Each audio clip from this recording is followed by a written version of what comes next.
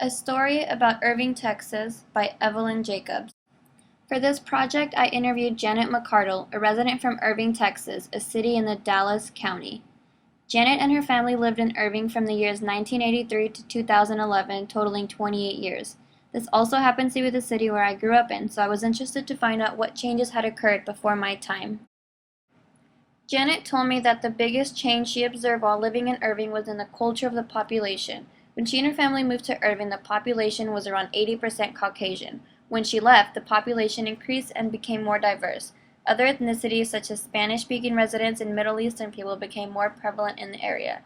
The Caucasian population began to spread out to the surrounding cities. This caused the economy to change. New immigrants moving into the area caused so many people to have less discretionary income. In regards to the physical city, a lot more highways and tollways were built. Restaurants became mostly chains, and the shopping areas lost pricier stores and went to less expensive stores. One major change was the DFW airport. The airport bought a lot of local houses, and a lot of them were torn down due to noise issues. This affected many homeowners, including Janet and her family. In the educational system, most of the schools followed the general trend of the rest of the public schools in the state and country. With that being said, the quality of public school education had declined.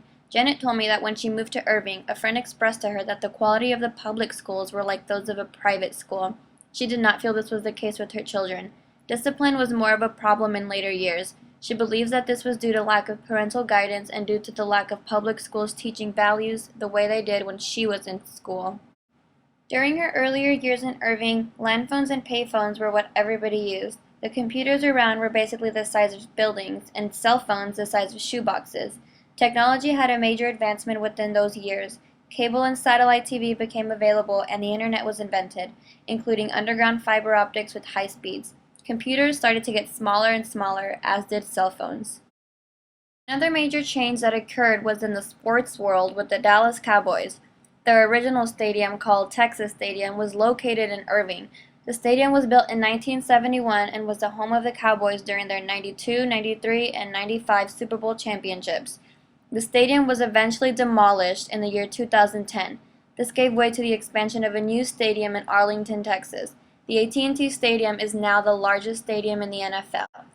In Janet's words, Irving was a bedroom community to Dallas and somewhat to Fort Worth, with not much of an identity of its own. The Dallas Cowboys gave it a claim to fame, as did the Dallas Stars.